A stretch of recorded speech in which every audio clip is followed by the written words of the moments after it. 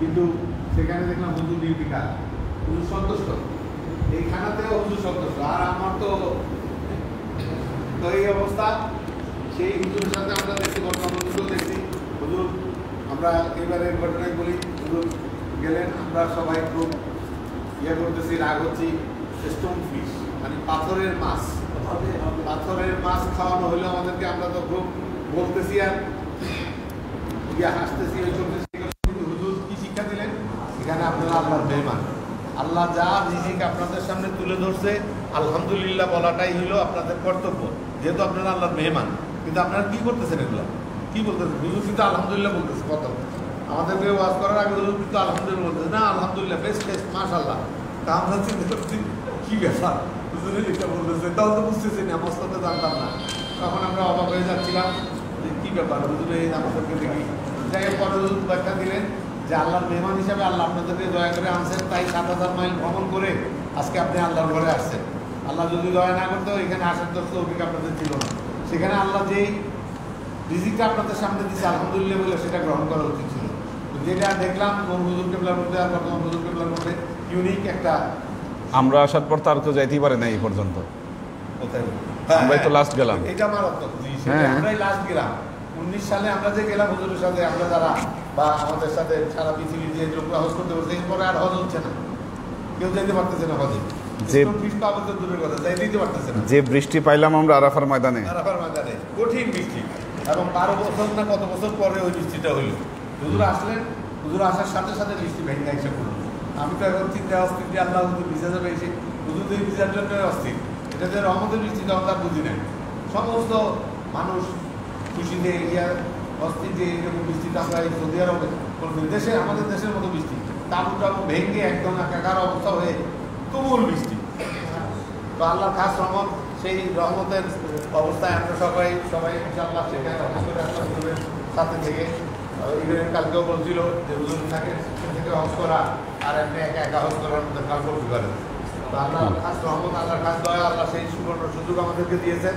আমরা যেন মৃত্যু শেষ দিন পর্যন্ত আমাদের খাস হলি আল্লাহ মুর্শিদের সোহবতে থাকতে পারি। হুজুর কাছে খাস দোয়া চাই, আল্লাহর কাছে খাস রহমত কামনা করি, আর হুজুরকে অন্তরের অন্তঃস্থল থেকে যেন ভালোবাসতে পারি।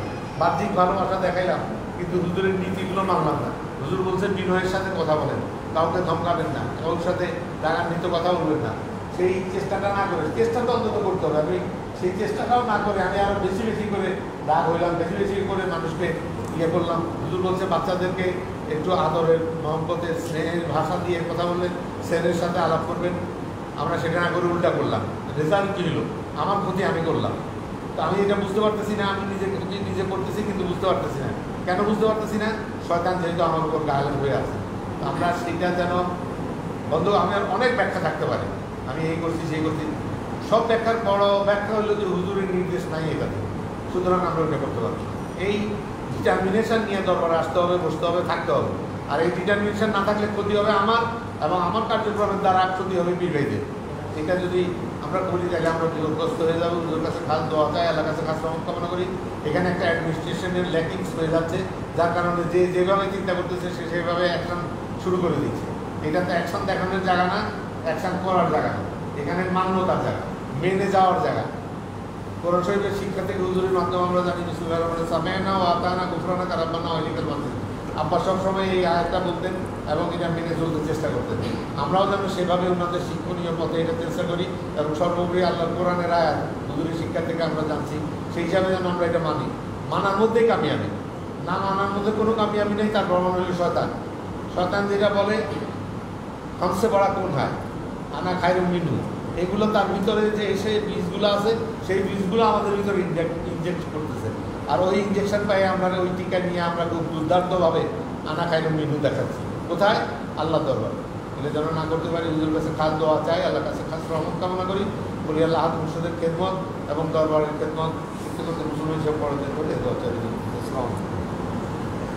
আলহামদুলিল্লাহ الحمد لله نحمده ونستعينه ونستغفره ونؤمن به ونتوكل عليه ونعوذ بالله من شرور أنفسنا ومن سيئات أعمالنا من يهد الله فهو المهتدي ومن يضلل فلن تجد له وليا مرشدا فنشهد أن لا إله إلا الله وحده لا شريك له ونشهد أن سيدنا وسندنا ونبينا محمدا صلى الله عليه وسلم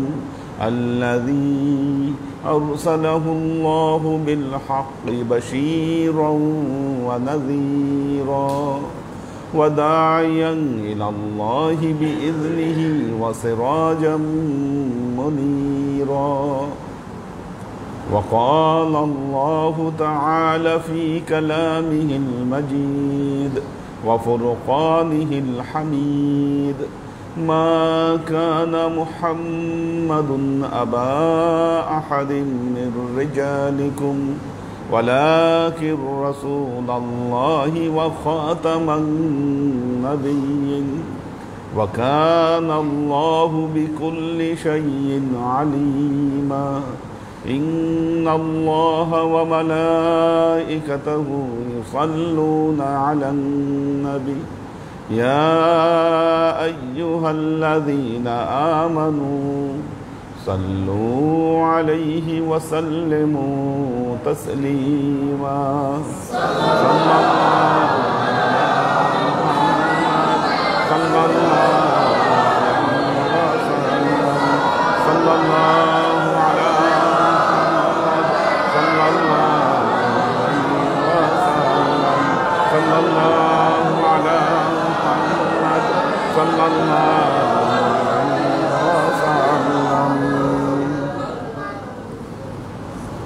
আল্লাহর আশিক ও সালেক বৃন্দ,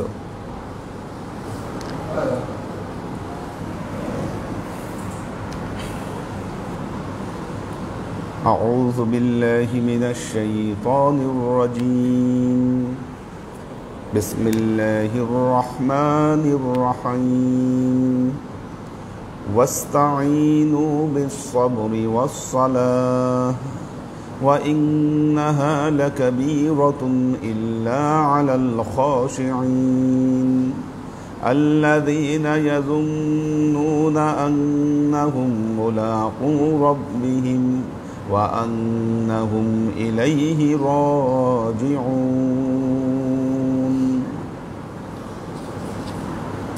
সূরা বাকারা আয়াত নম্বর 46 এবং 47, 45 এবং 46। আল্লাহ বলছেন ওয়াস্তাঈনু, সাহায্য প্রার্থনা করো, বিসসবরি ওয়াসসালাহ, দুটো আমলের মাধ্যমে। এক হচ্ছে সবর আর এক হচ্ছে সালাহ। এই দুটো আমলের মাধ্যমে আমার কাছে সাহায্য প্রার্থনা করো।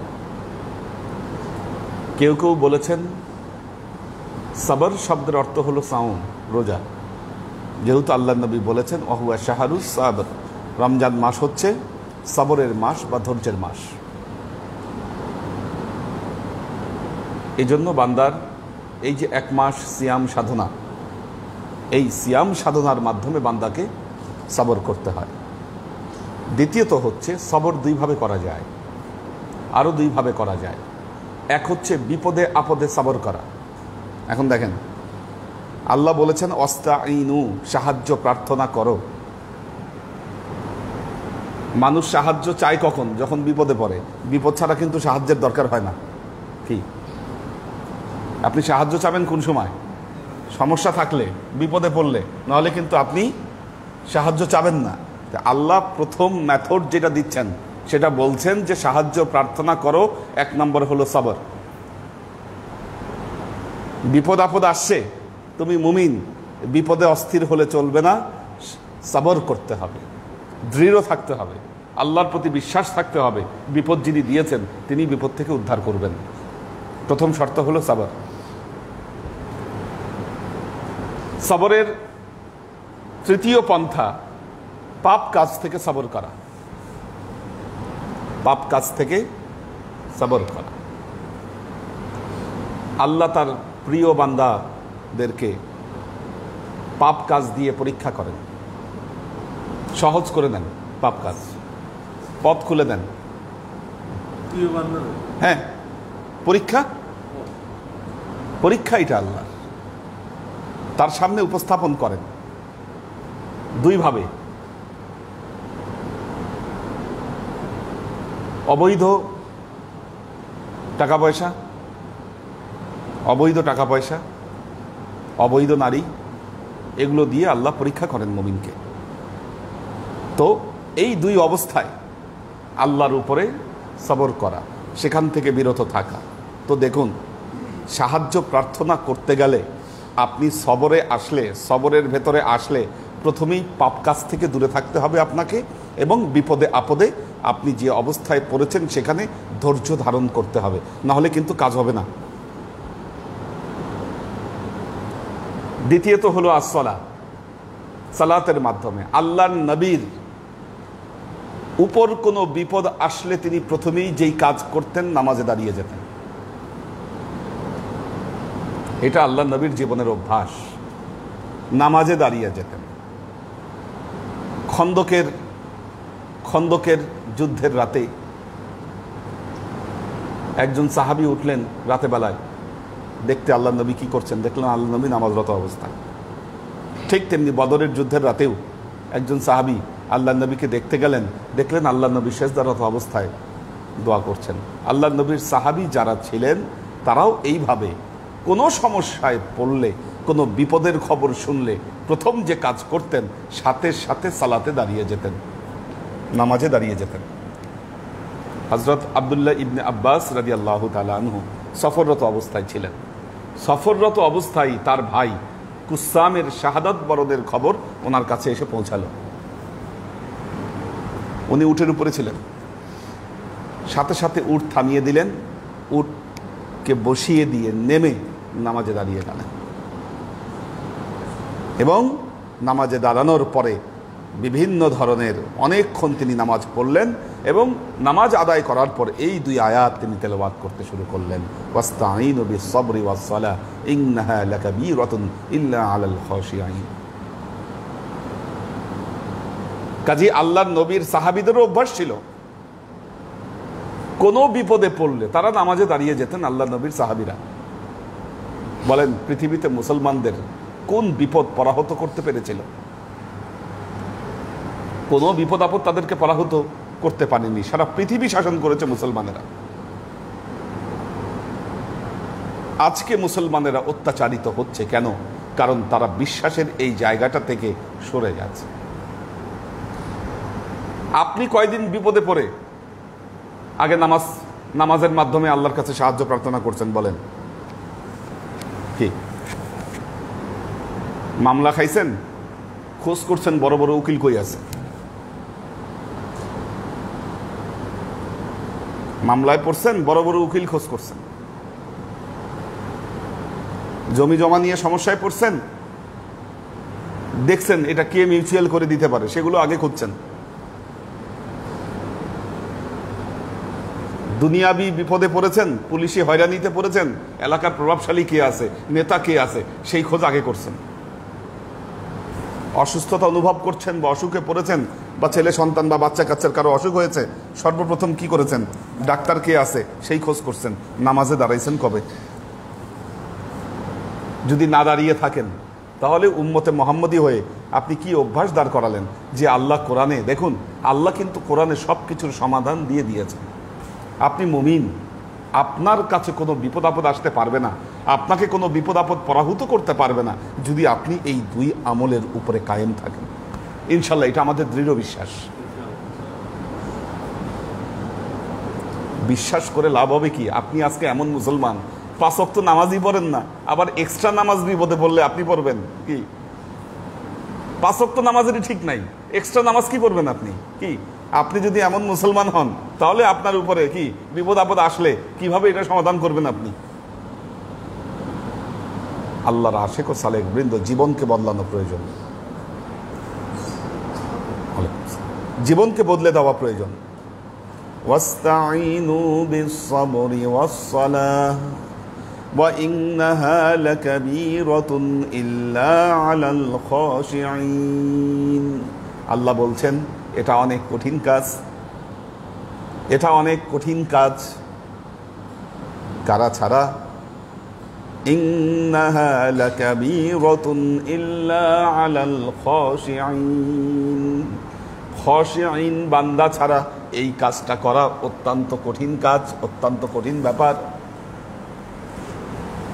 তাহলে বোঝা গেল আপনারা কেন এটা পারেন না। কি এটা পারেন না কেন? আপনারা খশিন বান্দা নন। এই জন্য খশিন বান্দা হলে এটা ঠিকই পারতেন। কত মারাত্মক ব্যাপার দেখেন। সবর লাগবে, সালাত লাগবে। কি এই দুটোর মাধ্যমে আল্লাহর কাছে সাহায্য প্রার্থনা করতে বলেছেন আল্লাহ। তার মানে এই দুইটো নিয়ে আপনি যদি আল্লাহর কাছে সাহায্য প্রার্থনা করেন, আল্লাহ অবশ্যই অবশ্যই আপনাকে সাহায্য করবেন।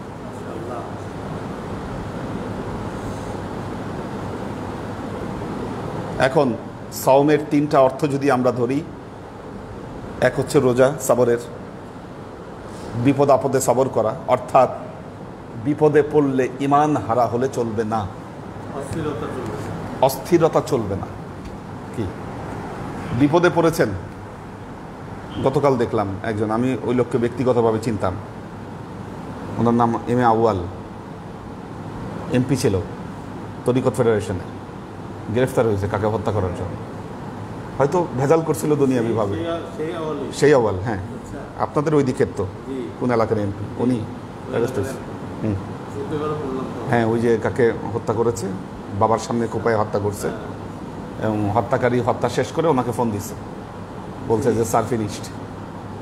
তো আমি ওনাকে ব্যক্তিগতভাবেই চিন্তা, ওনার সাথে আমার ব্যক্তিগতভাবে পরিচয় ছিল। কেউ হয়তো ভেজাল করেছে, হ্যাঁ, পল্লবীতে, কিন্তু আপনি পাপ কাজের আশ্রয় কেন নিলেন? পাপের আশ্রয় কেন নিলেন? সবর করা উচিত ছিল। একজন মানুষকে শেষ করে দিবেন, একজন মানুষকে ধ্বংস করবেন, তার ক্ষতি করবেন, কি পাপের আশ্রয় কেন দিচ্ছেন?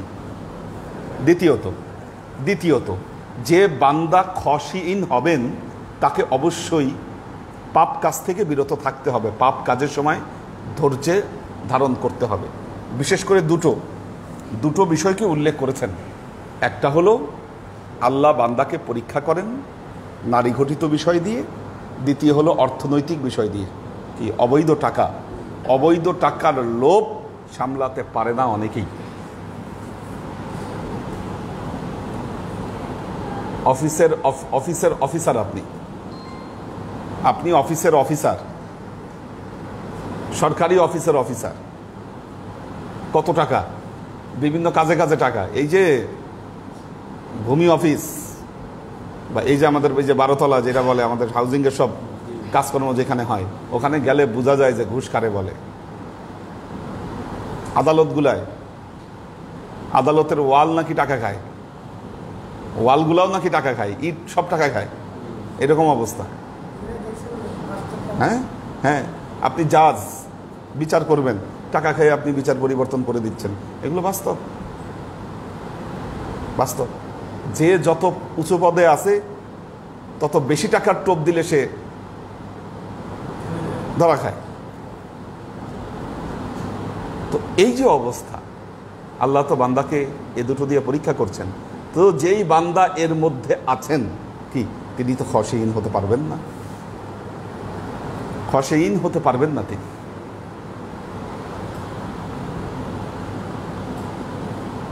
তো কখনো বিপদ আসলে মনে রাখবেন, বিপদ থেকে উদ্ধারের মালিক হচ্ছে একমাত্র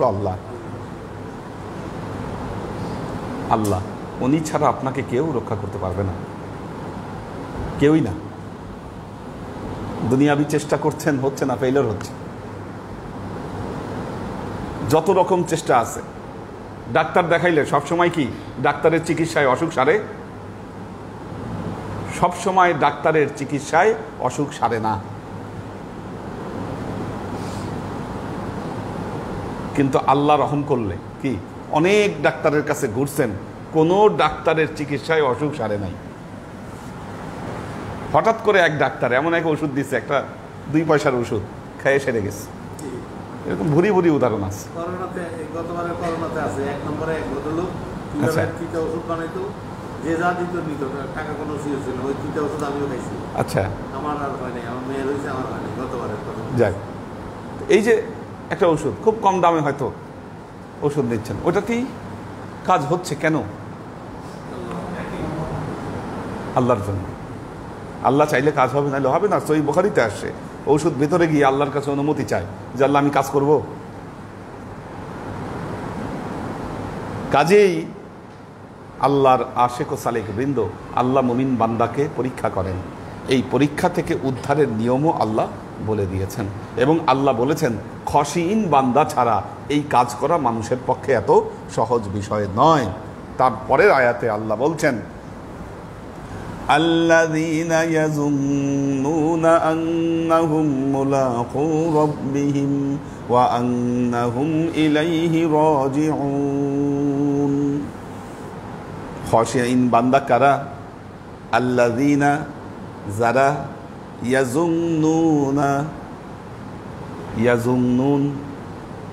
ইয়াজুন্নুন শব্দের অর্থ হচ্ছে ধারণা করা। ধারণা করা, ইয়াজুন্নুন ধারণা করা। আমাকে জায়গায় দেন, চোখ খুলে রাখেন, চোখ ঘুম আসতেছে। এসির গরমের মধ্যে এসির বাতাস পেয়ে অনেকের ঘুম আসতেছে, চোখ খুলে রাখেন। আচ্ছা আচ্ছা, ইয়াজুন্নুন শব্দের অর্থ কি? তারা ধারণা করে। এখন বিষয়টা একটু কেমন হইলো বলেন তো? আল্লাহ বলতেছে যারা ধারণা করে, আল্লাযীনা ইয়াজুন্নুনা, যারা ধারণা করে। কি ধারণা করে? আন্নাহুম মুলাকু রব্বিহিম, তারা তাদের প্রভুর সাথে কি করবে? সাক্ষাৎ করবে, দেখা করবে। এই ধারণা যারা রাখে। ওয়া আন্নাহুম ইলাইহি রাজিউন, আরও কি ধারণা রাখে? আল্লাহর কাছে সে ফিরে যাবে। এখন আগে ধারণার সমস্যার সমাধান করি। ধারণা, তাহলে কি এই ধারণা আর বিশ্বাস দুটোর মধ্যে পার্থক্য না? ধারণা এবং বিশ্বাস এই দুটার মধ্যে তো পার্থক্য আছে।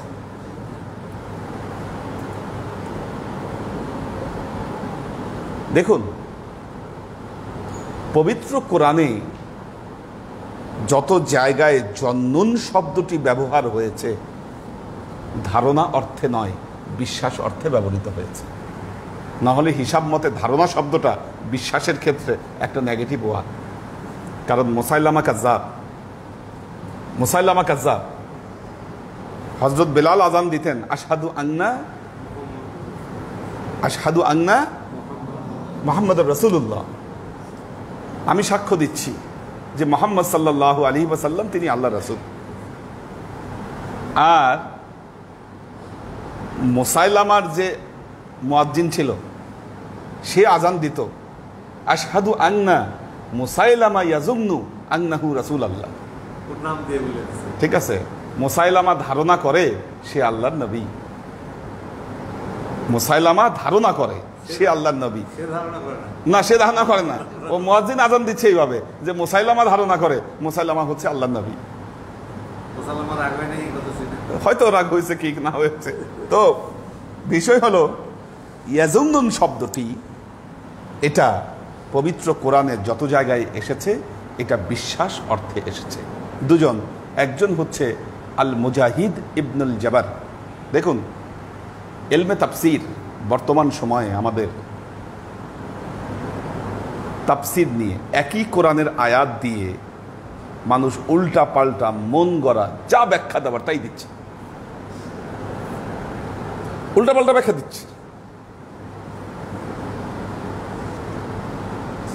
এই যে একটা বিষয় বলেছি, আজকের কিছু বর্তমান সময়ের কিছু মোল্লা মৌলভী, ধরুন মেরাজের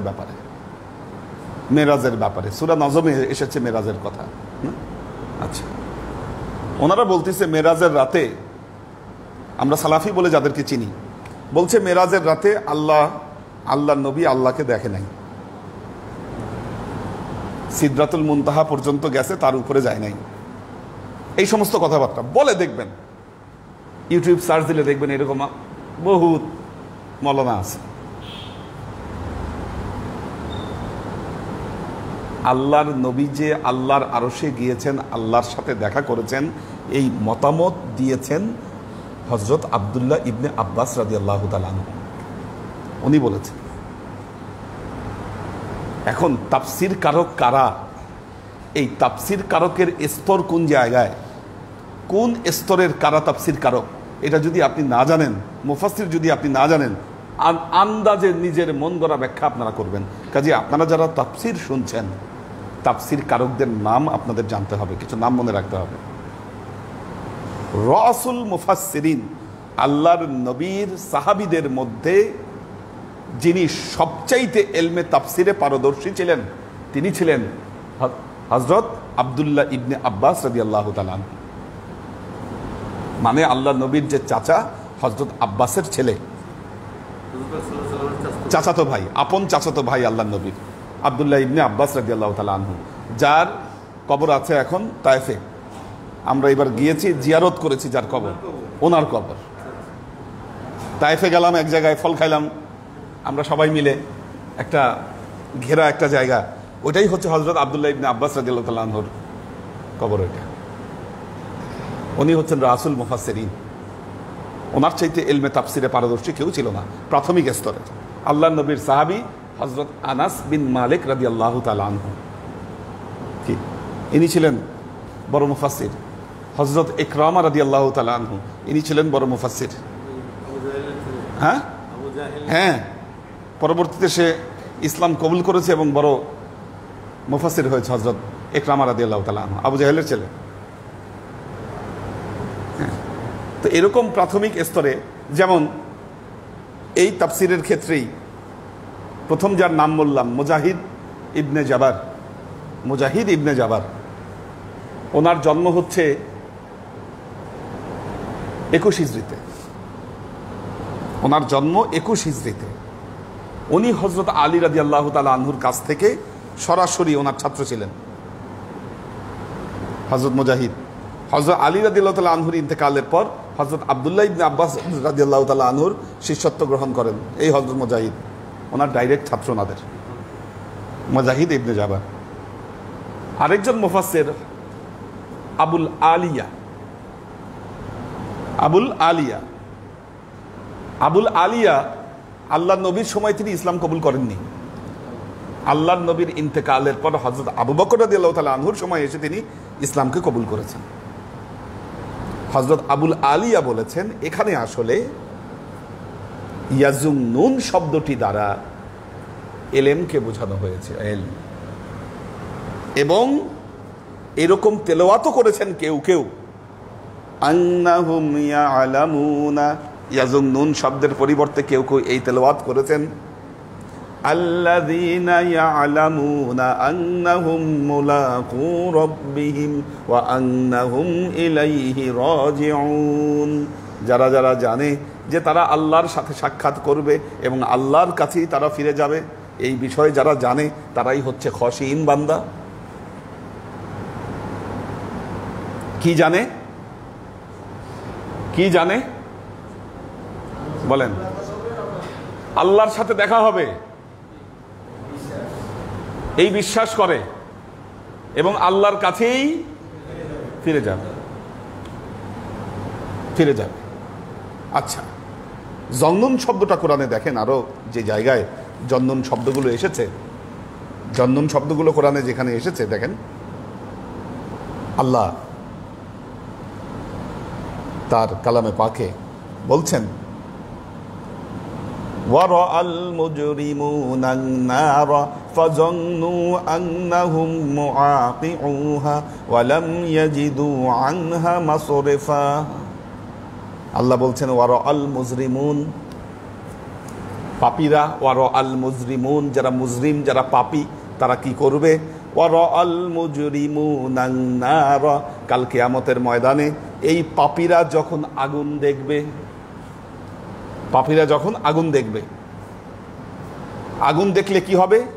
ফাযান্নু, ফাযান্নু, এই যে জন্নুন শব্দটা কি, তারা ধারণা করবে তারা ধারণা করবে আন্নাহুম মুআকিউহা, তারা সেই আগুনের ভেতরে তারা প্রবেশ করবে। আসলে কি এটা ধারণা না, এটা তাদের অন্তরের ভেতরে এই বিশ্বাস জন্মানো। কেমন বিশ্বাস দেখেন, ইয়াজুন্নুটা হচ্ছে এমন বিশ্বাস যেই বিশ্বাসটা কল্পনা তৈরি করে দেয় মনের ভেতর, যেই বিশ্বাসটা মনের মধ্যে কল্পনা তৈরি করে দিচ্ছে। খালি বিশ্বাস না, ওইটার একটা ফিল হচ্ছে তাদের ভেতরে।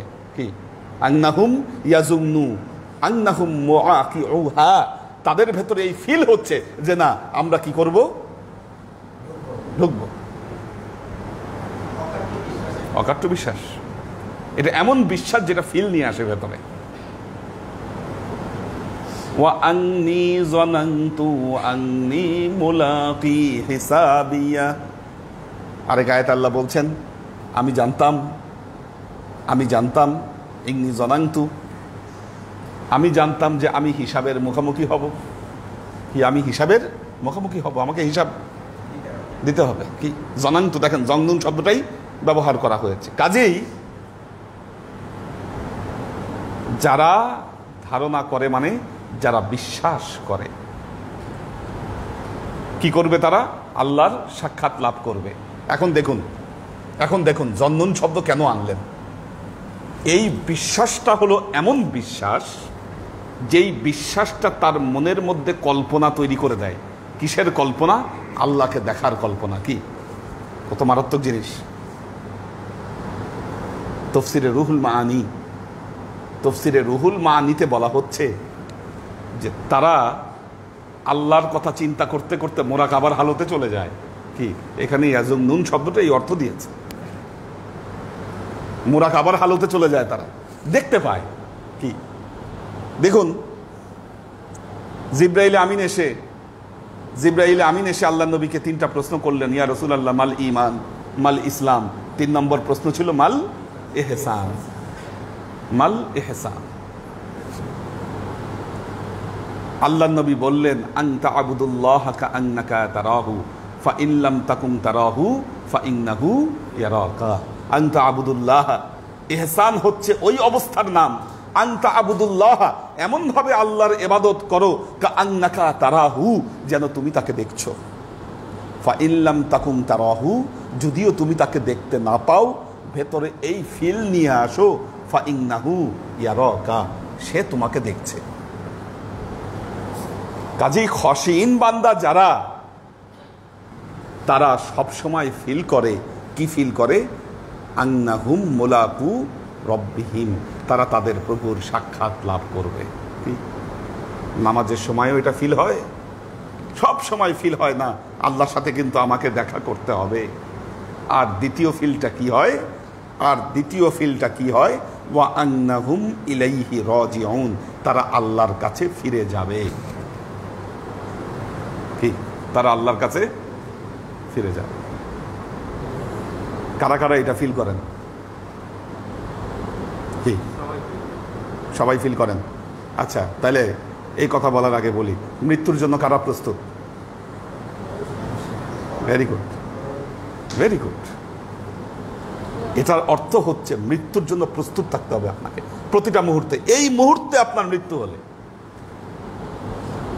আপনার যদি এই মুহূর্তে মৃত্যু হয়, তাহলে আমি আল্লাহর কাছে আসলে কি নিয়ে দাঁড়াবো? This is the question. কি তার সাথে তো মোলাকাত হবে আমার। মৃত্যু হলেই আল্লাহর সাথে আমার মোলাকাত হবে। মোলাকাত হলে আমি তাকে কি জবাব দিব, এই জবাব আমার প্রস্তুত আছে কিনা? এই বিশ্বাসকে ধারণ করে যারা পথ চলে, তাদের পক্ষেই খশিন হওয়া সম্ভব। এই জন্য ভাববেন না মৃত্যু আমার আরো 20 বছর পর, মৃত্যু আমার আরো 40 বছর পর। ছেলে মানুষ, সে কখনো ভাবে না সে বৃদ্ধ হয়েছে। শরীরের শক্তি চলে গেলেও মন সবসময় জোয়ান থাকে। শক্তি চলে গেলেও মন জোয়ান থাকে। তাহলে কিভাবে মৃত্যুকে ফিল করবেন আপনি? এত সহজ না বিষয়টা। মৃত্যুকে যদি একটা মানুষ ফিল করত আর মৃত্যুর জন্য সে যদি প্রস্তুতি নিতে থাকতো, তাহলে দুনিয়ার এই পাপ কাজগুলো সে করতে পারতো না, সবর তার ভেতরে এমনি চলে আসতো, সবর চলে আসতো। হ্যাঁ, ভুলে দেয়, এই তো ভালো কথা বলেছে। ভুলে গেলে খসিন হওয়া যাবে না। আমরা ভুলে যাই বলেই আমরা খসিন হতে পারি না। আল্লাহ এই কথাই বলছেন এখানে, যারা সব সময় ফিল করে। দেখেন, আমি একজনের বিরুদ্ধে ষড়যন্ত্র করছি জেনে, আমরা ষড়যন্ত্র করি। কিসের ষড়যন্ত্র? একজনের ক্ষতি করার ষড়যন্ত্র। জেনে শুনে আমি ষড়যন্ত্র করছি তার ক্ষতি হোক। আমার ভেতরে যদি এই বিশ্বাস থাকতো আমি চলে যাব এই পৃথিবী ছেড়ে, তাহলে আমি এটা কিভাবে করি? আমি কিভাবে করি? আমি একজনের সম্পদ মেরে খাচ্ছি, আমি একজনের সম্পদ মেরে খাচ্ছি। টাকা পয়সা তো খুব স্বাদওয়ালা জিনিস, টাকা পয়সা কিন্তু খুব স্বাদওয়ালা জিনিস। আপনারা এখানে জাকাত ফিতরার কালেকশন করেন, কি এটা আমি হ্যান্ডেলিং করি। টাকা নিজের জন্য ব্যবহার করতে খুব মজা লাগে, কি নিজের জন্য ব্যবহার করতে খুবই মজা লাগে। আর এই টাকাগুলো যদি আমার হতো, কি ফিল তো ভেতরে আসে। কিন্তু এটার পরিণাম যদি আপনি জানেন, সেই ক্ষেত্রে এখানে হাত দেওয়ার আপনার সাহস হবে না, যদি আপনি পরিণাম দ্রষ্টা হন এটার, যে এটার পরিণামটা আসলে কি কি হবে। আমি সামান্য সময়ের উচ্ছ্বাস, আনন্দ, তার পরবর্তীতে আমার কি হতে যাচ্ছে, কি হতে যাচ্ছে। আল্লাহর আশেক ও সালেক বৃন্দ, খুব সুন্দর করে বিল্ডিং আপনারা বানিয়েছেন, আমারও সুন্দর একটা ফ্ল্যাট হয়েছে, বাট কতদিন থাকবো এখানে সেটা কি আমি জানি না। আমার ভেতরে তো এই ফিলটা আরো বেশি হচ্ছে যে ঠিক আছে, দুনিয়ায় আমি এত কিছু করলাম, আসলে আল্লাহর কাছে কি জবাব দিব যে আমি কতটুকু আসলে আমার দায়িত্বটা সম্পাদন করতে পেরেছি এই পৃথিবীতে। আল্লাহ তো একটা দায়িত্ব দিয়ে আমাকে পাঠিয়েছেন এখানে, মৃত্যুর আগে, চোখ বন্ধ করার আগে সেই দায়িত্ব আপনাকে সম্পাদন করতে হবে। এই বিশ্বাস নিয়ে আপনাদেরকে চলতে হবে এখানে।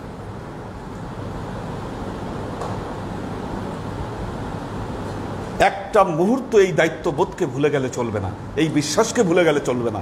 যদি এই বিশ্বাসকে ভুলে যান, এই দায়িত্ববোধকে যদি আপনারা ভুলে যান, খসিন বান্দা হওয়া আপনাদের পক্ষে সম্ভব নয়। দেখুন, এই জন্য মাথায় রাখবেন, এই পৃথিবীতে পথ চললেন আপনি, ঘর হলো, সংসার হলো, বহুত কিছু করেছেন আপনি, বহুত কিছু করেছেন, ছেলে মেয়েদের জন্য বহুত কিছু করেছেন আপনি। হয়তো তারা আপনার এই পরিশ্রমের ফলে তারা বড় হয়েছে, বড় হয়ে হয়তো তারা দিনের উপর প্রতিষ্ঠিত হতে পারে নাই, তারা আল্লাহওয়ালা হতে পারে নাই, অনেক কিছু, হয়তো এটা তাদের ভাগ্য, এটা তাদের তাকদীর। কিন্তু বিষয় হচ্ছে আপনি আপনার কি তকদির বানাচ্ছেন, কি আপনার তকদির নিয়ে চিন্তা করার সময় এসেছে। আপনার তকদির সেটাই যেটা আপনি পরকালের জন্য চিন্তা করে, পরকালের চিন্তায় যতটুকু তৈরি করে যেতে পারলেন, মনে রাখবেন ততটুকুই আপনার তাকদীর। ইয়াং যারা আছে, যদি আল্লাহ ভেতরে ঈমান দেয়, যত বড় হবা তত ভেতরে এই উপলব্ধিগুলো প্রকট হবে যে না, আসলে কি করছি, কি করছি। এই জন্য আল্লাহ তার কালামে পাকে বলছেন, ওয়ালা তানসা নাসিবাকা মিনাদ দুনিয়া।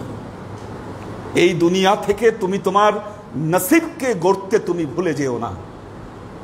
তুমি তোমার নসিব না গড়ে তুমি এই দুনিয়া থেকে যেও না। দেখুন, আপনারা একটা দরবারের সাথে সংশ্লিষ্ট আছেন, কি একটা প্রতিষ্ঠানের সাথে সংশ্লিষ্ট আছেন, সেই জন্য আপনাদের তো বিভিন্ন কার্যক্রম অটোমেটিক হচ্ছে এখানে। যারা নাই তাদের জীবনটা কিভাবে চলছে। বসুন্ধরা গ্রুপের মালিক, বসুন্ধরা গ্রুপের মালিক,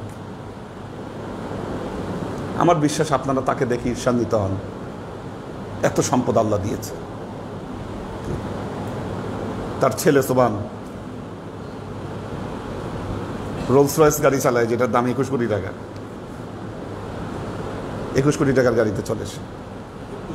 হ্যাঁ, রোলস রয়েস, ওই গাড়ির ট্যাক্স সহ বাংলাদেশে আপনাকে কিনতে গেলে দাম পড়বে 21 কোটি টাকা।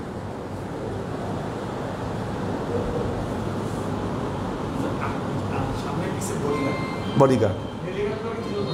হ্যাঁ, হেলিকপ্টার কিনছে, হেলিকপ্টারও আছে তার। ঠিক আছে, আচ্ছা আচ্ছা। লাভ কি হলো? লাভটা কি হলো বলেন? এই পৃথিবীতে আল্লাহ তাকে যে নিয়ামত দিয়েছিল, হেসে খেলে দেখা যাবে যে এই নিয়ামত শেষ করে সে চলে যাবে খালি হাতে, রিক্ত হাতে সে চলে যাবে। বাবুল সাহেব, এই যে যমুনা গ্রুপের মালিক, হ্যাঁ, যাওয়ার আগে বলেছিল যে আমি আমার সব সম্পদ দিব, এই শ্বাসকষ্ট আমার কমাই দাও। লাভ হয়নি। কাজী আল্লাহর আশেক ও সালেক বৃন্দ, এই দুটো বিশ্বাস যদি আপনার ভেতরে থাকতো, আন্নাহুম মুলাকু রব্বিহিম ওয়া আন্না ইলাইহি রাজিউন, মালিকের সাথে আমাকে সাক্ষাৎ করতে হবে এবং আমি তার কাছেই ফিরে যাব, এই বিশ্বাস নিয়ে পৃথিবীতে যারা পথ চলবেন, আশা রাখা যায় তাদের জন্য সুখবর, তাদের জন্য সুখবর। দেখুন, দারিদ্রতা অভাব নয়, দারিদ্রতা মানুষের জন্য অভিশাপ নয়, কিন্তু দিনহীনতা মানুষের জন্য অভিশাপ, ধর্মহীনতা মানুষের জন্য অভিশাপ। যারা অসংখ্য সম্পদ থাকা সত্ত্বেও আল্লাহর পথে তারা অবিচল থাকতে পারছে না, তাদের জন্য আফসোস, তাদের চাইতে হতদরিদ্র এই পৃথিবীতে আর কেউ নাই।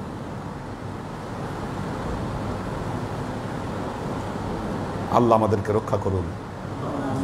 6 রোজা আমরা ইনশাল্লাহ,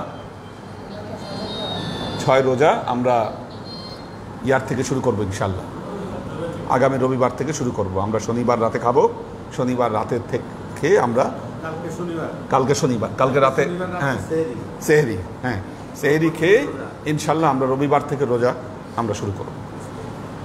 আল্লাহ নবী বলেছেন, মান সামা রমাদান সুম্মা আতবাআহু সিত্তাম মিনাশ শাওয়াল ফাকাআন্নামা সামাদ দাহরা কুল্লাহু বিল কামাল। যে ব্যক্তি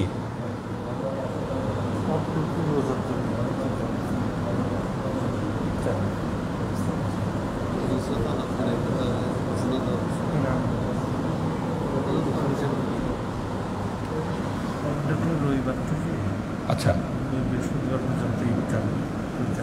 ঠিক আছে, ঠিক আছে, ঠিক আছে, হ্যাঁ আচ্ছা।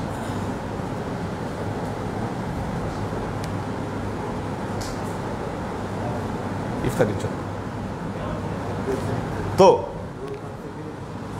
হ্যাঁ, তো আল্লাহর আশিক ও সালেক বৃন্দ, আল্লাহ নবী বলেছেন, মান সামা রমাদান সুম্মা আতবাআহু সিত্তাম মিনাশ শাওয়াল ফাকাআন্নামা সামাদ দাহরা কুল্লাহু বিল কামাল। যে ব্যক্তি মাহে রমজান মাসে 1 মাস রোজা রাখবে, রমজানের পর শাওয়ালের 6টা রোজাও রাখবে, আল্লাহ তাকে 1 যুগ রোজা রাখার যাজা তার আমলনামায় লিখে দেবেন এবং প্রতিটি রোজার জন্য অতিরিক্ত আরো 40টি রোজা রাখার যাজা তার আমলনামায় দান করবেন, মানে আরো 240। হ্যাঁ হ্যাঁ হ্যাঁ, তো ওই হিসাব মিলে আবার 1 বছর পূরণ করা যায়। ঠিক আছে, যাই হোক, আমি হাদিসের ইবারতগুলো বলছি। এবং ইরফাউ আনহু আযাবাল কবর, তার কবরের আযাব আল্লাহ মাফ করে দেবেন। ওয়া শিদ্দাতা ইয়াউমাল কিয়ামাতি ওয়াল আহওয়াল, কিয়ামত দিবসের ভয়াবহতা থেকে তাকে মুক্তি দান করবেন। আল্লাহ আমাদেরকে তৌফিক দিক, আমরা যেন সঠিকভাবে এই রোজাটা আমরা রাখতে পারি। দাও দেখি।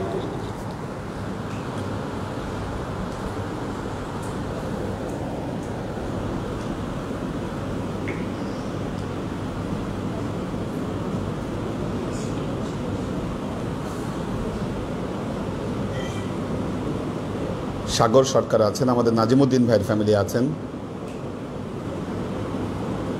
আনোয়ারা শরীফ, শাহনওয়াজ মাশরি, মোহাম্মদ আলাউদ্দিন মিয়া, ওমর শরীফ, মাহফুজুল হক উজ্জ্বল, নাসিমুল ইসলাম পটল, মোহাম্মদ আব্দুস সাত্তার, ওমর শরীফ, আমাদের আখতারুজ্জামান ভাই আছেন, এইচ.কে কনক, অন্তরা আহমেদ, আলী আকবর ভাই আছেন, মাহফুজুল হক উজ্জ্বল আছেন, সাইম আহমেদ আছেন, সাজ্জাদ রহমান, দীপা উষা, মুশফিকুর রহমান, আমিনুল ইসলাম বাপ্পি, এইচ.কে. হানিফ, সাজ্জাদ রহমান সালাম জানিয়েছেন, দোয়া চেয়েছেন। কোরবান আলী, কবির হোসেন, সাদিয়া আফরিন, আব্দুল হোসেন পারভেজ, শরীফুল হক খান, রাবেয়া ওমর, লুনা তাবাসসুম লুবনা। তবে আল্লাহর রহমতে এবার জাকাত এবং ফিতরা আদায়ের প্রবণতা বাড়ছে, বিগত সময়ের চেয়ে এবার প্রবণতা বেড়েছে সবারই। এটা একটা গুড, অবশ্যই। কারণ আমরা ফিতরার এস্টিমেট যা করেছিলাম, আমি দেখলাম কালেকশন তার চেয়ে অনেক বেশি হয়েছে। সামনে থেকে আরও বেশি এস্টিমেট আমরা করতে পারবো, তাহলে আরও আমরা মানুষকে আরও দিতে পারতাম, আরও দেওয়া যেত। এবার দেওয়া অবশ্য কম হয়নি আল্লাহর রহমতে, কাউকে আমার জানা মতে ফেরানো হয়নি, আমি নিষেধ করেছি। হ্যাঁ, কারণ ফেরানো হয়নি কাউকে। মাকসুদ ওমর, আমাদের হাসিব ভাই আছেন, এবং কেউ কেউ যেমন নাজিমুদ্দিন ভাইয়ের যিনি ওয়াইফ, উনি আমাদের ভাবি, আল্লাহর রহমতে ওনার কোনো খেদমত বাদ রাখেনি। এমনকি ঈদের সময় উনি যে সালামি দিত, এই সালামি এবার পাঠিয়ে দিয়েছে, সালামি দেওয়ার জন্য আর কি, সালামিও পাঠিয়ে দিয়েছে, আমি যতটুকু শুনছি আর কি। তো এইভাবে উনি যত খেদমত সব কিছুই কন্টিনিউ করে যাচ্ছেন, আল্লাহ ওনাকে শক্তি দিন। সোহেল খান, কবির হোসেন, মোহাম্মদ আজাদ সবাইকে সালাম জানিয়েছেন। আচ্ছা, কোরবান আলী বলেছেন, হুজুর বিপদের সময় নামাজের কথা বললেন, রাসূল আদায় করতেন, এই নামাজের নিয়ত কি হবে, সুন্নত নাকি নফল? আমি সুন্নতের নিয়ত করি, আমি সঠিক জানি না, জানলে উপকৃত হব। আচ্ছা দেখেন, যত সুন্নত, সমস্ত সুন্নতই কিন্তু নফল। যেই সুন্নতটা আমরা রাসূলকে অনুসরণ করে যেই নফলটা আদায় করি, সেটাই সুন্নত। কিন্তু কোয়ালিটির দিক থেকে সুন্নত এবং নফল কিন্তু সেম। যেই সুন্নত আল্লাহ নবী তার জীবনে একদম ছাড়তেন না, সেটাকে আমরা সুন্নতে মুআক্কাদা বলি। কাজেই আপনি সুন্নতের নিয়াত করেন আর নফলের নিয়াত করেন, কোনো সমস্যা নেই, আপনি সুন্নতের নিয়াতই করতে পারেন এখানে, যেহেতু আল্লাহ নবী করতেন এটা। মোহাম্মদী তায়েবা প্রশ্ন করেছেন, আসসালামু আলাইকুম হুজুর, একজন জানতে চেয়েছেন মৃত্যুর পর কি কি প্রশ্ন করা হয়, আর স্বামীর আদেশ অমান্য করলে কি হবে? মৃত্যুর পরে কি কি প্রশ্ন করা হয়? এক হাদিসে 3টি প্রশ্নের কথা বলা আছে, অপর একটি বর্ণনায় 4টি প্রশ্নের কথা বলা আছে। আল্লাহ নবী বলেছেন, ইদা উখবিরাল মাইয়িতু আতানে মালাকানে আসওয়াদানে আরযাকানে। যখন একজন মানুষকে দাফন করা হয়, তাদের কাছে প্রকাণ্ড শক্তিশালী, খুব কুৎসিত দেখতে দুজন ফেরেশতা আগমন করে। তাদের একজনের নাম মুনকার, আরেকজনের নাম নাকির। ফাইজুল ইসান, এরপর তাদেরকে বসায়, বসানোর পর প্রথম প্রশ্ন করে, মার রব্বুকা, তোমার প্রভু কে? নেককার বান্দা হলে বলে, রব্বি আল্লাহ, আমার প্রভু হচ্ছে আল্লাহ। দ্বিতীয় প্রশ্ন করে, মা দীনুকা, তোমার দিন কি, তোমার ধর্ম কি? সে উত্তর দেয়, যদি নেককার হয় বলবে দীনি আল ইসলাম। 3 নম্বর প্রশ্ন করবে, মান হাজার রাজুলুল্লাযী বুইসা ইলাইকুম, এই লোকটাকে দেখো, মান হাজার রাজুল বুইসা ইলাইকুম, এই ব্যক্তিটি কে যাকে তোমাদের কাছে প্রেরণ করা হয়েছিল? বুইসা ইলাইকুম। যদি সে নেককার হয়, তার কাছে যিনি আগমন করবেন তিনি হচ্ছেন মুহাম্মদ রাসূলুল্লাহ সাল্লাল্লাহু আলাইহি ওয়াসাল্লাম। আল্লাহ নবীকে দেখে আল্লাহ নবীর পরিচয় সে বলে দিবে। আর যদি বদকার হয়, শয়তান আসবে ওখানে। নবী তো বদকারের কাছে যাবে না, শয়তান উপস্থিত হবে। এবং আল্লাহ নবী বলেছেন, সবচাইতে কঠিন প্রশ্ন হচ্ছে এই 3 নম্বর প্রশ্ন, আন্নাকুম তুফতানুনা ফিল কবরি কা ফিতনাতিল মাসীহিদ দাজ্জাল। বললেন, কবরে তোমরা দাজ্জালের ফিতনার মতো ফিতনায় উপনীত হবা। কারণ দাজ্জাল তো আইসা বলবে যে আমি খোদা, নাউজুবিল্লাহ। যারা বদকার তারা তো তাকে খোদা স্বীকৃতি দিবে। কাজে শয়তানকে যারা দেখবে, শয়তান যাদের কাছে যাবে তা তো ধরা খেয়ে যাবে। 4 নম্বর প্রশ্ন বলা হচ্ছে মা ইউদরিকা, তুমি যে এই 3টা প্রশ্নের উত্তর দিলা কিভাবে জানলা তুমি? যদি নেককার বান্দা হয় সে বলবে কারাতু কিতাব আল্লাহ ওয়া আমানতু বিহি ওয়া সাদ্দাকতু আলাইহি, আমি আল্লাহর কিতাব পড়েছি, বিশ্বাস করেছি এবং এগুলোকে আমি সত্যায়ন করেছি।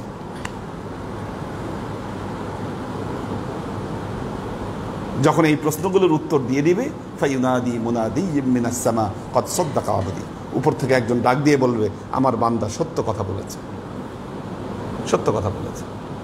ওয়া আম্মাল কাফির ওয়াল মুনাফিকু ইয়াকুলু ফি কুল্লি জাওয়াবিন হা হা হা লা আদরি, কাফের এবং মুনাফিক সব প্রশ্নের উত্তরে বলবে হায় হায় এটা কেমন প্রশ্ন, একটার উত্তর তো আমি জানি না। দ্বিতীয় প্রশ্ন, স্বামীর আদেশ অমান্য করলে কি হবে? দেখুন, আল্লাহর নবী একদিন মরুভূমি দিয়ে যাচ্ছেন, এক জায়গায় যাত্রা বিরতি করলেন। বন থেকে একটা উট বের হয়ে এসে আল্লাহর নবীকে সেজদা করল। সাহাবায়ে কেরাম বললেন ইয়া রাসূলুল্লাহ, একটা উট যদি আপনাকে সেজদা করে আমরা কেন আপনাকে সেজদা করব না? আল্লাহর নবী বললেন আমার শরীয়তে একজন মানুষ অপরজনকে সেজদা করবে এটা নিষিদ্ধ করা হয়েছে। যদি বৈধই হতো, এটা যদি জায়েজই হতো, আমি নারীদেরকে নির্দেশ দিতাম তারা যেন তাদের স্বামীদেরকে সেজদা করে। কাজেই স্বামীর অবাধ্য হওয়া এটি মহাপাপ, এটি মহাপাপ। তবে হ্যাঁ, দিনের ক্ষেত্রে বাধা দিলে সেটা শোনা যাবে না, যেটা মা বাবার ক্ষেত্রেও বলেছেন। কি, স্বামী আপনাকে অবৈধ কাজের দিকে নির্দেশ দিচ্ছে, অবৈধ কাজের নির্দেশ দিচ্ছে, অথবা আপনাকে দিনদারিতে বাধা দিচ্ছে, নামাজ পড়তে দেয় না, আপনাকে পর্দা করতে দেয় না। বহু মেয়ে আছে তারা পর্দা করতে চায়, তাদের স্বামী পর্দা করতে দেয় না, আছে এরকম। এই অবস্থায় তাদের অবাধ্যতা গৃহীত হবে না।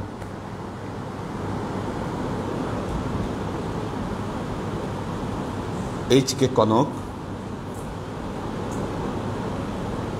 হাসান ইমাম সালাম জানিয়েছেন, দীপা উষা, মাকসুদ ওমর সবাইকে সালাম জানিয়েছেন, ফারিয়া ফালাক, জহির রহমান, নাসিমুল ইসলাম পটল,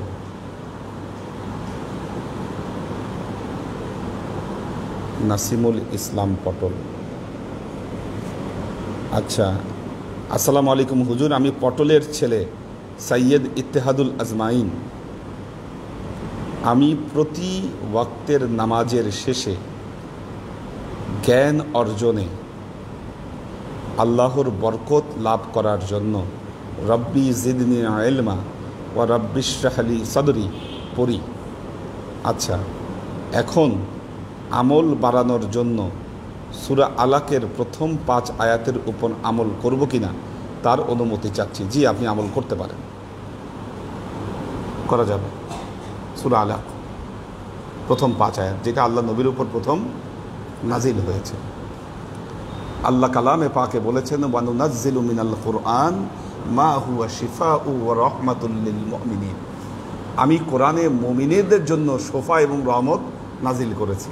কাজে কোরআনের আয়াত দ্বারা আমলের মাধ্যমে আল্লাহ আপনাকে মুক্তি দিয়ে দিতে পারে, করা যাবে এটা।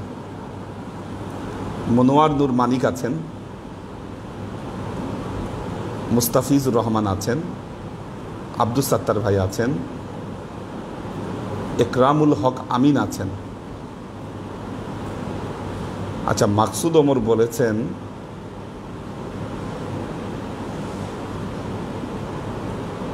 হুজুর, একজন মৌলভী বলেছেন হাসরের ময়দানে সবার প্রথম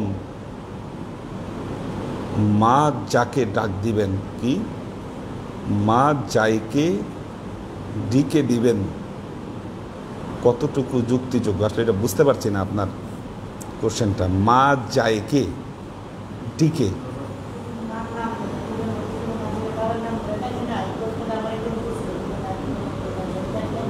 কোনটা কিসের নাম ধরে?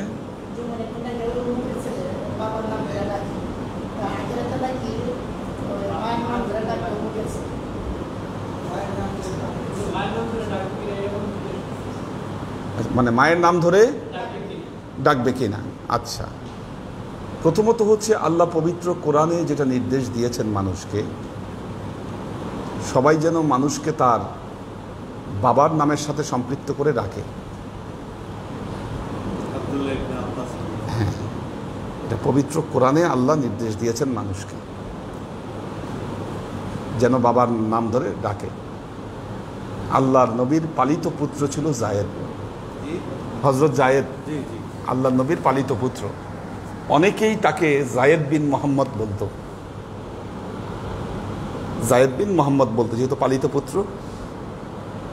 ওহী নাজিলের পর থেকে এটাকে বন্ধ করে দিয়েছে। এখন হাসরের ময়দানে মায়ের নাম ধরে ডাকবে এরকম কোনো রেওয়ায়েত আছে কিনা আমার জানা নেই, আমি রেফারেন্স জানি না, আমি শুনি নাই এর আগে এটা। আর কোরআনে আল্লাহ যেহেতু নির্দেশ দিয়েছেন সবাইকে বাবার নাম বলে ডাকতে, সেহেতু সেখানে মায়ের নাম বলে ডাকবেন এরকম যৌক্তিকতা আমি শুনিনি এর আগে। তো ওনাকে রেফারেন্স দিতে বলেন, সহজ বুদ্ধি, কোথায় পেয়েছেন আপনি রেফারেন্স দেন। বর্তমানে দেখবেন অনেক কিছুর ক্ষেত্রে হাদিসের রেফারেন্স উল্লেখ করে, একটা কথা লেখে নিচে হাদিস বইয়ের নাম দেয়, নাম্বার দেয়। জীবনে আপনি ওই নাম্বার অনুযায়ী হাদিস বা আপনি ওই কথা কোরআন হাদিসে খুঁজে পাবেন না, নিজের বানোয়াট কথা। হ্যাঁ হ্যাঁ, ওই একটা বইয়ের মধ্যে লেখছে যে ইজতেমায় যারা শরীক হবে, আল্লাহ নবী বলছেন ইজতেমায় যারা শরীক হবে আল্লাহ তাদেরকে 49 কোটি সওয়াব দিবেন। তো এটাই হচ্ছে বিষয়। এই সমস্ত বিভিন্ন বিষয় আছে যার দ্বারা বোঝা যায় যে হাদিসটা আসলে সঠিক কি ব্যাঠিক। তো কোরআনে আবার একটা কথা বলেছেন, কোরআনে আল্লাহ আরেকটা কথা বলেছেন, কাজে আপনার এই কথাটা কোরআনের বিপরীত, এটা মানতে আমরা বা এটা গ্রহণ করতে আমরা বাধ্য নই। আল্লাহ বলেছেন ইয়াউমা নাদউ কুল্লা উনাসিম বিইমামিহিম, কাল কিয়ামতের ময়দানে আমি প্রত্যেক মানুষকে তার ইমামের মাধ্যমে ডাকবো, তার ইমামের মাধ্যমে আমি ডাকবো, তার নেতার মাধ্যমে আমি ডাকবো। তো খান জলিল জি, আল্লাহুম্মা আমিন। আল্লাহুম্মা সাল্লি আলা মুহাম্মাদিন ওয়া আলা আলি মুহাম্মাদিন কামা সাল্লাইতা আলা ইব্রাহিম ওয়া আলা আলি ইব্রাহিম ইন্নাকা হামিদুম মাজিদ। আল্লাহুম্মা বারিক আলা মুহাম্মাদিন ওয়া আলা আলি মুহাম্মাদিন কামা বারাকতা আলা ইব্রাহিম ওয়া আলা আলি ইব্রাহিম ইন্নাকা হামিদুম মাজিদ। রব্বানা ظلمنا أنفسنا وإن لم تغفر لنا وترحمنا لنكونن من الخاسرين. ربنا آتنا في الدنيا حسنة وفي الآخرة حسنة وقنا عذاب النار. ربنا لا تزغ قلوبنا بعد إذ هديتنا وهب لنا من لدنك رحمة إنك أنت الوهاب. اللهم إنك عفو تحب العفو فاعف عني يا غفور الرحيم الودود. اللهم نور قلوبنا بنور الإيمان ونور قلوبنا بنور الإسلام ونور قلوبنا بنور الإحسان وزين أخلاقنا بنور محمد صلى الله عليه وسلم. আল্লাহর রহমতে ইসরায়েলরা পিছু হটছে। হ্যাঁ, যুদ্ধবিরতি ইসরায়েলের পক্ষ থেকে দেওয়া হয়েছে। মানে ওদের ভেতরের যে ক্ষয়ক্ষতি, ওরা আয়রন ডোম বানাইছিল কিন্তু আয়রন ডোম সেরকম কার্যকর হয়নি। আর ভেতরের যে ক্ষয়ক্ষতি এটা প্রকাশ করছিল বলে আল জাজিরার অফিস উড়াই দিছে ওরা। আল জাজিরার অফিস উড়াই দিছিল যাতে এই খবরগুলো প্রচার করতে না পারে। বিপদ দেখে ওরা পিছাইছে। ওরা যেমন নিজেদেরকে পরাশক্তি ভাবতো, এখন বুঝতে পারছে যে না, ঠিক আছে, যে নিজেরা তাদের দুর্বলতা এখন সারা পৃথিবীর সামনে চলে আসছে। ইয়া আল্লাহ ইয়া রহমান ইয়া মালিক, আমরা এতক্ষণ তোমার দরবার। কাদের ওখানে? হ্যাঁ হয়েছে তো, ওখানেও করোনা হয়েছে। তো যাক, আল্লাহ, মুসলিম বিশ্ব এক থাকলে এবার কিন্তু একটা পজিটিভ দিক দেখা গেছে। মোটামুটি সবাই ফিলিস্তিনের পক্ষে ছিল। হ্যাঁ আল্লাহ, হ্যাঁ হ্যাঁ, মূলত আসলে একটা চুক্তি আছে যেটার জন্য তুরস্ক 2023 সালে শেষ হবে চুক্তি। তারপর দেখবেন যে মুসলমানদের উত্থান হবে। তারপর ইনশাআল্লাহ মুসলমানদের উত্থান অপেক্ষা করছে। অর্থাৎ দ্বিতীয় বিশ্বযুদ্ধের পরে পশ্চিমাদের সাথে যে মুসলিম বিশ্বের চুক্তি, এটা শেষ হয়ে গেলেই মুসলমানরা তখন মাথা চাড়া দিয়ে দাঁড়াবে। তখন ইসরায়েলের অস্তিত্ব আর খুঁজে পাওয়া যাবে না ইনশাআল্লাহ। রব্বানা ইয়া আল্লাহ ইয়া রহমান ইয়া মালিক, তোমার দরবারে যে সমস্ত আমলকে উপস্থাপন করলাম, ত্রুটিমুক্তভাবে এই আমলগুলোকে আল্লাহ কবুল করো। এই আমলের দাদা আমাদের প্রিয় নবী হযরত মুহাম্মদ মুস্তাফা সাল্লাল্লাহু আলাইহি ওয়াসাল্লামের কাছে পৌঁছে। আল্লাহ আমাদের নবী পরিবারবর্গের কাছে এই দুনিয়ার সমস্ত আম্বিয়া ইকরাম, সাহাবায়ে কেরাম, তাবেঈন, তাবেঈন, ওয়ালি আউলিয়া, গাউস কুতুব, আমাদের মা বাবা, ভাই বোন, আত্মীয় স্বজন, এই দরবার থেকে যত পীর ভাই বোন চলে গেছে, সবার রুহে আল্লাহ তুমি চাচাকে পৌঁছে দাও। তুমি তোমার হাবিবের ওসিলায় আমাদের সবাইকে কবুল ক্ষমা করে দাও। আমাদের জীবন থেকে সমস্ত অভাব, অভিযোগ, বালা, মুসিবত, দুঃখ, কষ্ট, রোগ শোককে দূরীভূত করে দিয়ে দৃঢ় হস্তে তোমার দ্বীনের খেদমতের তৌফিক দাও। আজীবন যেন তোমার হেদায়েতের পথে প্রতিষ্ঠিত থাকতে পারে, সে তৌফিক তুমি আমাদেরকে দাও। সুবহান রাব্বিকা রাব্বিল ইজ্জাতি আম্মা ইয়াসিফুন, সালামুন আলাল মুরসালিন, আলহামদুলিল্লাহি রাব্বিল আলামিন। ওয়াজআল আখিরু কালিমাতিনা ইনদাল মাউত লা ইলাহা ইল্লাল্লাহ মুহাম্মাদুর রাসূলুল্লাহ সাল্লাল্লাহু আলাইহি ওয়াসাল্লাম।